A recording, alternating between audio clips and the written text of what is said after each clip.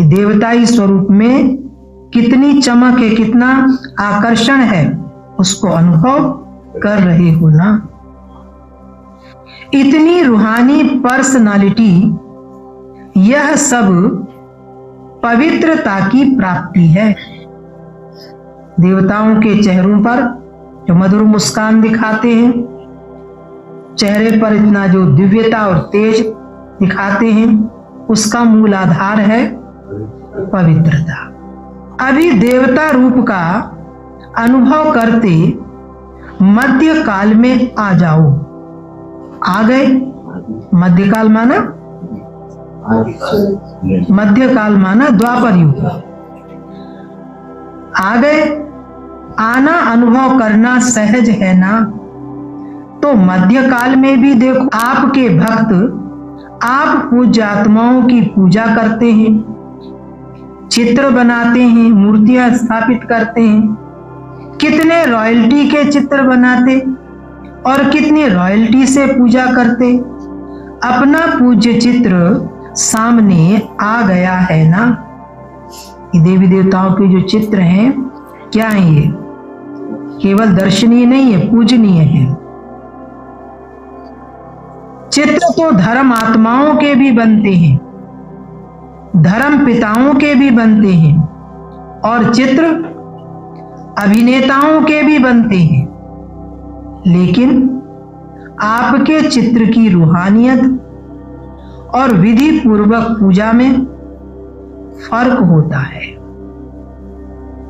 धर्मात्माओं के चित्र रखो, धर्म पिताओं के चित्र रखो, देवी देवताओं के चित्र रखो, और आज के अभिनेताओं के चित्र रखो। बाबा कह रहे हैं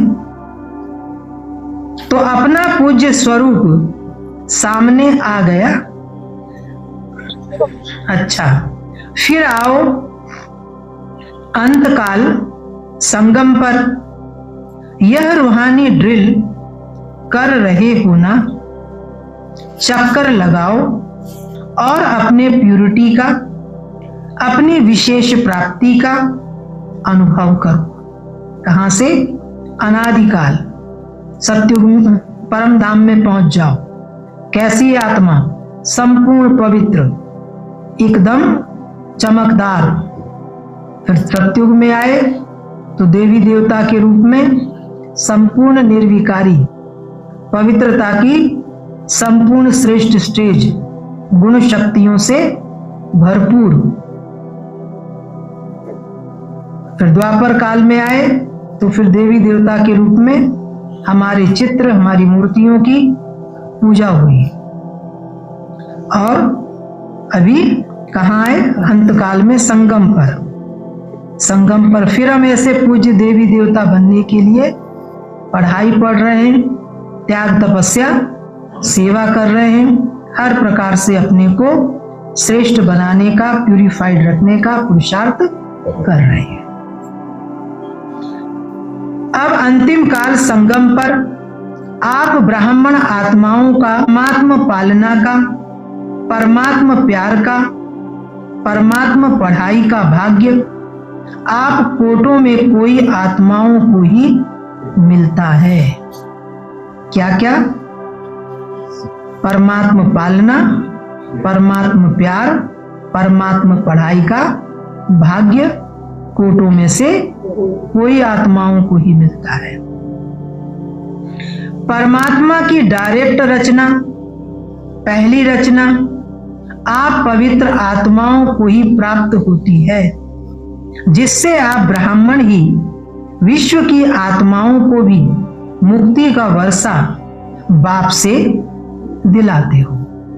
तो यह सारे चक्र में अनादिकाल, आदिकाल, मध्यकाल और अंतिम काल, सारे चक्र इतनी श्रेष्ठ प्राप्ति का आधार क्या रहा? सारा चक्र लगाया, अभी अपने को चेक करो।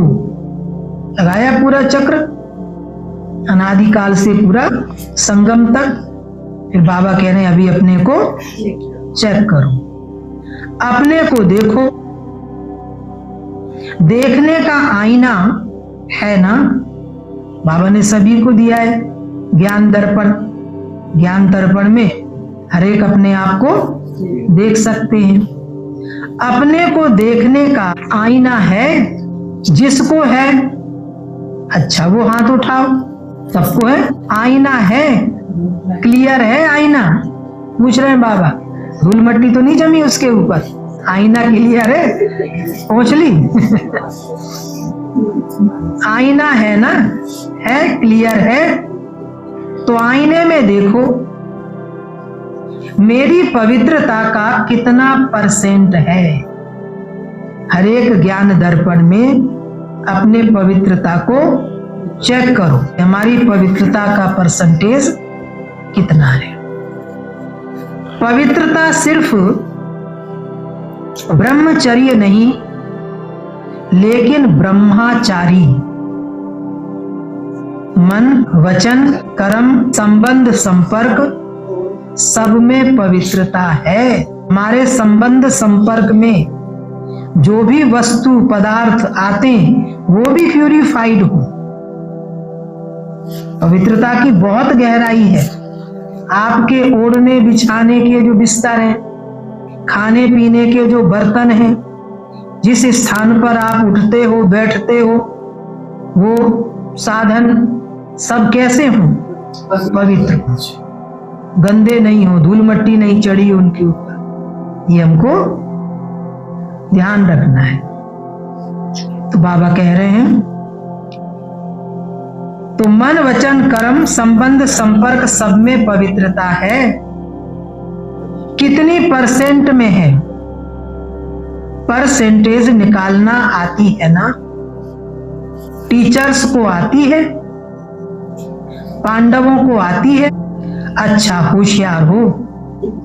माताओं को आती है माताओं को परसेंटेज निकालना।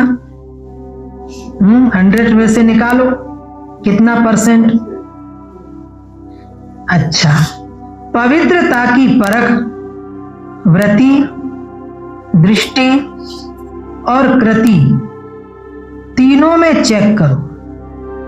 पवित्रता की जो गहराई है वो इन तीनों बातों में चेक करो, अपनी वृत्ति में, दृष्टि में और कृति कर्मों में।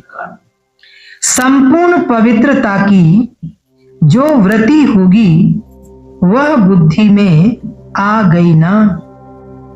सोचो, संपूर्ण पवित्रता की वृत्ति अर्थात हर आत्मा के प्रति शुभ भावना, शुभ कामना, अनुभवी होना।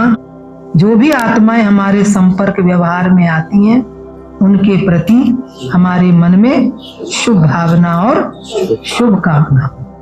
और दृष्टि क्या होगी? हर आत्मा को आत्मा रूप में देखना, यह है दृष्टि। आत्मिक स्मृति से भूलना, आत्मिक स्मृति में चलना, आत्मिक स्मृति से देखना, व्यवहार में आना। शॉर्ट में सुना रही हैं, डिटेल तो आप भाषण कर सकते हैं।